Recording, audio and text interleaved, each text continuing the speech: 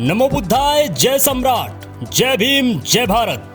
मैं हूं प्रदीप मौर्य, आप देख रहे हैं न्यूज 7 भारत। आज इस न्यूज रिपोर्ट के माध्यम से हम जानेंगे जब भारत प्राचीन काल में बुद्धमय भारत था, बौद्ध राष्ट्र था, सम्राट चंद्रगुप्त मौर्य के समय, सम्राट अशोक के समय और मौर्य सम्राटों से लेकर पाल साम्राज्य, गुप्त साम्राज्य तक जब भारत बुद्धमय था, वो स्थिति थी कि जब चीन भारत के सामने झुकता था। चीन के साथ साथ इस संसार के बहुत सारे देश भारत के सामने टकटकी लगाकर देखते थे और भारत को स्वर्ग जैसा समझते थे।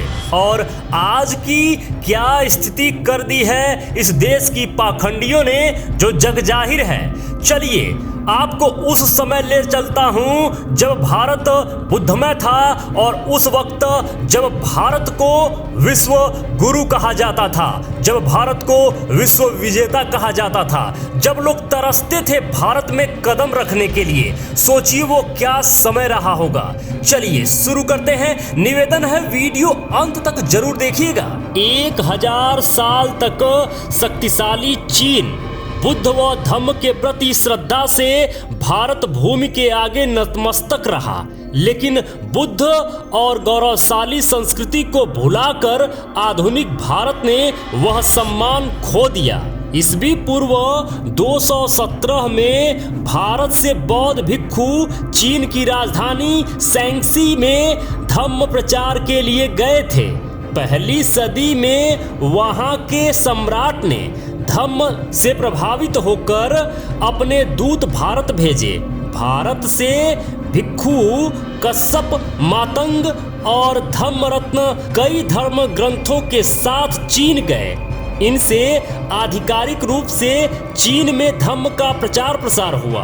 भारत चीन के बीच बर्फ का विशाल हिमालय, रेगिस्तान, दूसरी ओर अनंत समुद्र था। लेकिन ऐसी लंबी जानलेवा यात्राओं को पार कर भारत से विद्वान बौद्ध भिक्षु चीन में धम्म प्रचार के लिए निरंतर गए। शुरुआती मुश्किलों के बाद विदेशी बुद्ध व धम्म को वहां के सम्राटों व आम नागरिकों ने स्वीकार कर स्वदेशी धर्म बना दिया।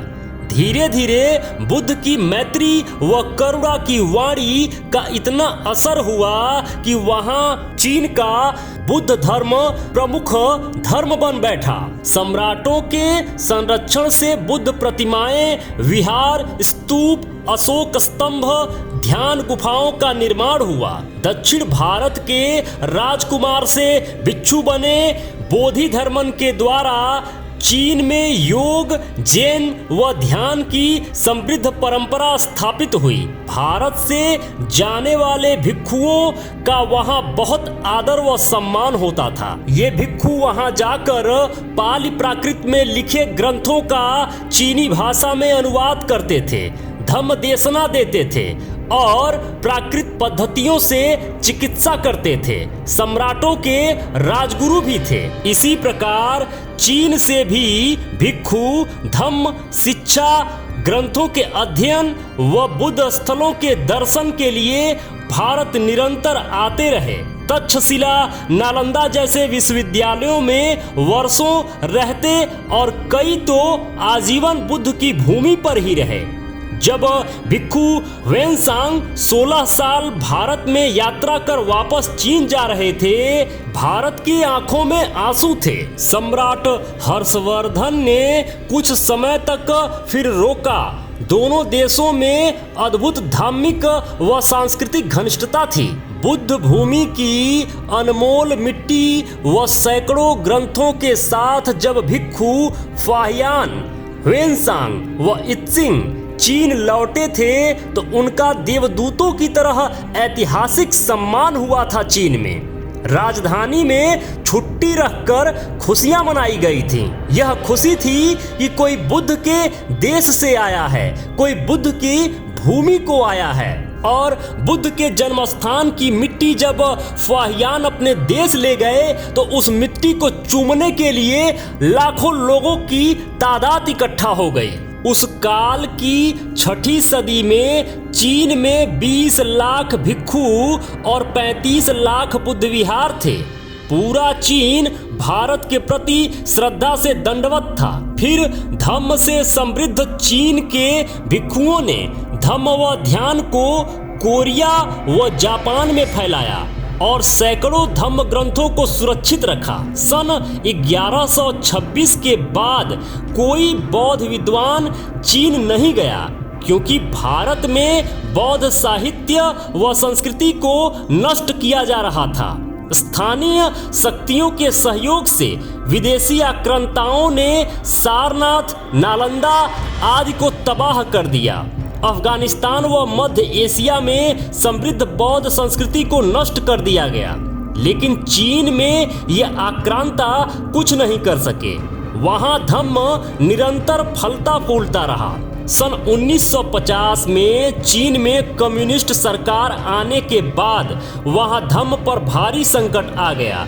फिर बाद में दोनों देशों के आपसी रिश्तों में भारी तनाव आ गया, जो वर्तमान हालात तक आ पहुंचा है। जो जग जाहिर है, इस समय भारत और चीन का रिश्ता आप समझ पा रहे होंगे कि किस स्तर का है और किस तरह का है।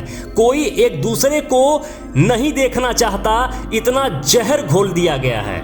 यदि स्वतंत्र भारत चाहता तो बुद्ध व धम्म की संस्कृति के आधार पर पूरे एशिया के बौद्ध देशों में अपना महत्व व प्रभाव जारी रखता, देश की तरक्की में सहायक बन सकता था। जरा सोचिए कैसा होता वो मंजर जब भारत को आज भी लोग बुद्धमय भारत के नज़रों में वही बुद्धमय भारत की नज़रों से देखते, तो आज चीन, जापान, कोरिया, वियतनाम जैसे सैकड़ों देश भारत को आज भी विश्व गुरु मानते, आज भी भारत के सामने झुके रहते। लेकिन यह पूरी साजिश के तहत सारा षड्यंत्र रचा जाता है, जिसको महसूस तक नहीं कर पाते भारत के मूल निवासी। भारत और चीन का रिश्ता खराब करना एक अपने आप में साजिश है। साजिश ये है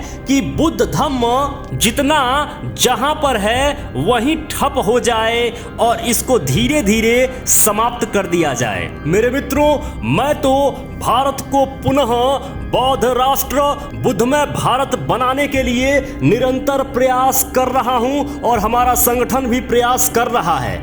आप किस प्रकार का सहयोग कर सकते हैं, क्या कर सकते हैं इस मुहिम में, हमें ईमेल जरूर करिएगा। यदि आप किसी भी प्रकार का सहयोग कर सकते हैं हमारा और हमारे संगठन का इस मिशन में, आप किस प्रकार से भागीदार बन सकते हैं, हमें ईमेल जरूर करिएगा। ईमेल एड्रेस है news7mediagroup@gmail.com। इस पर ईमेल करके आप हमें बता सकते हैं कि आप किस प्रकार से सहयोग कर सकते हैं। मेरे मित्रों, यदि आप चाहते हैं कि हम और हमारी टीम इसी तरीके से रिसर्च करते रहें, इसी तरीके से आपके लिए कंटेंट बनाती रहें, तो प्लीज निवेदन है, डोनेशन जरूर करें। स्कैनर स्क्रीन पर लगा हुआ है, स्कैन करके डोनेशन जरूर करें। जो भी मित्र अभी तक इस चैनल को सब्सक्राइब नहीं किए हैं, प्लीज निवेदन है अभी के अभी चैनल को सब्सक्राइब कर लीजिए। लाइक करके हमारा उत्साह जरूर बढ़ाया करिए। कमेंट बॉक्स में जरूर लिखा करिए कि ये वीडियो आपको कैसा लगा। जो भी मित्र अभी तक इस चैनल पर बने हुए हैं, ये वीडियो देख रहे हैं, आप सबको बहुत बहुत मंगल कामनाएं। नमो बुद्धाय, जय भारत।